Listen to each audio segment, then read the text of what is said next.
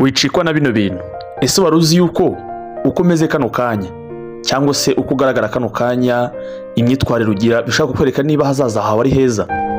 Ese wari ubizi ko kandi uko kano kanya umeze, ibyo uri gucamo ndetse no kutekereza cyangwa se uko ufata ibintu bishobora gutuma cyangwa se ushaka kubimenyeraho yuko byanga bikunda hazaza hawe ari heza?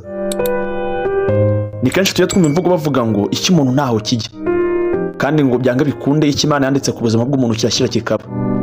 Uyu munsi rero nje kukwereka ibimenyetso bitanu bizakwereka ko niba ufite bino bintu bitanu nibura muri wowe, byanga bikunde nta kabuza uzavamo umuntu ukomeye. Reka mbanze nkwibutse iki. Ese wari ubizi ko nta hantu habi Imana itagushyira, nta n'ahantu heza nanone Imana itagushyira? Numara kumenya iki ngiki rero, tugiye guhera ku kimenyetso cya mbere.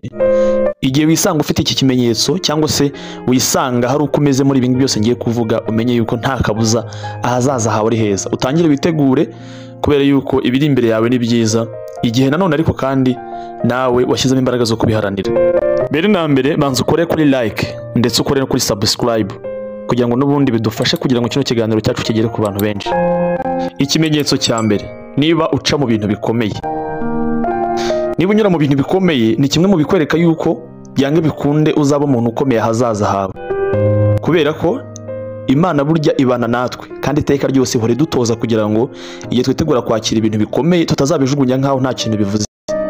Akenshi burya iyo umuntu azi ikintu yaciyemo ndetse akabaza agaciro kacyo n'uburyo kivunamo, byanga bikunde kukirekura biravunana ku buryo kuruta wa muntu ukibona ku buryo bworoshye. Rero kano kanya niba urimo guca mu bintu bikomeye, ukaba uri guca mu buzima bugoye, menya yuko urimo gutozwa. Nkuko twese tubizi, nta musirikare upfa kuba umusirikare yaciye mu tuntu tworoshye cyane. Bisaba yuko ahasoringa agaca mu bintu bikomeye kugira ngo azabashe kurinda ikintu runaka. Nawe rero kano kanya Imana iri kugutoza, igutegura neza kugira ngo ahazaza hawe hazarushaho kuba heza. Ikimenyetso cya kabiri, kwigirira icyizere cyangwa se ibyo twita self confidence. Burya kenshi umuntu wigirira icyizere aba yizera ijwi rimubamo indani rimubwira ngo kora iki ngiki kuruta irituruka ku ruhande cyangwa se aturuka ku bandi bantu. Burya kenshi umuntu wigirira icyizere uzumva yuko akenshi adakunda umuntu umunenga, adakunda umuntu umubwira ngo kora iki ngiki, ariko hoya, umuntu wigirira icyizere ntabwo aba ari umwiyemezi. Biratandukanye, n'ibintu bibiri bitandukanye. Kwigirira icyizere ndetse no kwiyemera ni ibintu bitandukanye. Kwigirira icyizere ni ukwizera ibintu bikurimo wowe ubwawe, ukumva yuko ufite ubushobozi bwo kuba wagera ku kintu runaka igihe ugishaka, kandi ukagikorera ufite icyizere cy'uko ugiye kukigeraho. Burya hari abantu benshi bashaka kuza bakanenga umuntu wigirira icyizere, bakamugira inama runaka ntazumve, bakabona yuko atazumva. Ariko hoya, umuntu wigirira icyizere ahubwo yumva inama, icyo akora cyo ntabwo apfa kuzifata ngo ahita azishyira mu bikorwa bye, ahubwo arabanza akazifata nk'amakuru. Izo nama ntavebe abo bantu bose barimo kumupfobya cyangwa se abamunenga, ahubwo afata ibyo bitekerezo byose akabigira nk'amakuru abashije kubona, hanyuma akayegeranya agatoranyamo ibintu bizima. Ushobora kwibaza impamvu, ariko nuko kubaha iby'abandi wizereramo bikunda kugorana. Akenshi burya iyo wizereramo, abantu benshi babona yuko utubaha iby'abandi, ariko si uko utabyubaha, ahubwo ni uko wizereramo. Kwizereramo rero bituma wumva wabaho uko ubishaka kandi ugakontorora ibintu byawe uko ubishaka. Akenshi rero Imana yagushyizemo impano cyangwa se yaguhaye ubushobozi, byanga bikunde iyo ukontorora ibintu uko ubishaka bigenda neza. Niyo mpamvu akenshi umuntu wiyizereramo akumva yuko nta wamuca intege, niyo atangiye ikintu abandi bose babona yuko kitazashoboka, wowe kigira igishoboka kubera ko yiyizereramo kandi yumva ko ibintu yatekereje byanga bikunde ari byo. Akenshi abantu rero bakunda gukena cyangwa se bakunda kuba abantu boroheje, nuko akenshi basubizwa inyuma n'ibyo bumvisha ahandi cyangwa se ibyo babwiwe. Ikimenyetso cya gatatu, niba ujya ubyiyumvamo yuko uzaba umuntu ukomeye. Burya kenshi iyo uzaba umuntu ukomeye cyangwa se hari ikintu kizakuzaho ahazaza, akenshi dukwiye kubigira mu nzozi za buri munsi. Ukumva umuntu akunda kuvuga yuko azaba umuntu ukomeye, azaba umuntu wahatare, umuntu udasanzwe, nyamara hari abandi batabyiyumvamo. Burya kenshi kizakwereka yuko umuntu yamaze kwiheba cyangwa se imbere ye nta kintu kizima n'ubundi gihari, nuko abona ibibi gusa. Ariko akenshi iyo umuntu yumva, hari ukuntu uzasanga umuntu kabisa akubwira ati njyewe byanga bikunde niyumvamo yuko nzavamo umuntu ukomeye, numva nzaba umuntu wahatare, ntago mwabasha kubibona, nimwe nimwabasha kubibona, ntago mubihishurirwa, ariko njye byanga bikunde niyumvamo ko nzavamo umuntu ukomeye.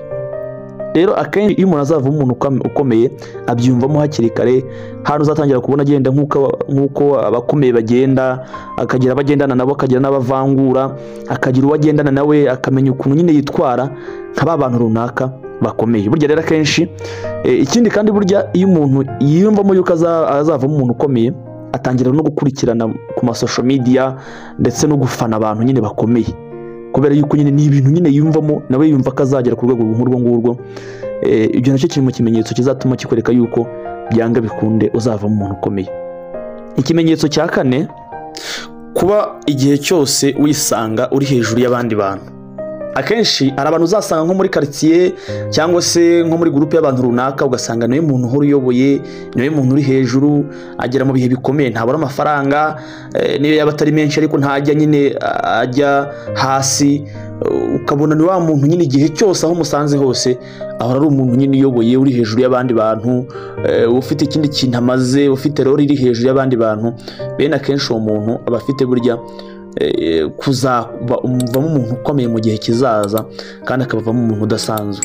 Bikunda kuboneka gakeya, ariko burya kenshi menya yuko niba ukunda kwisanga uri hejuru y'abandi bantu, ubayoboye, nta mundi muntu ukuri hejuru, ukisanga igihe cyose niyo abandi bose baba bari mu bihe bibi, wewe wisanga uri hejuru y'abandi bose, ukabona nubwo baba bari mu bihe bibi ariko ukisanga uri hejuru y'abandi bose, nibura wowe uri mu bihe nibura bipfa gukanyakanya byiza, cyangwa se ikindi gihe ukisanga abandi bose igihe babuze ibintu, babuze inzira, wowe nyine ukisanga iyo nzira wayibonye.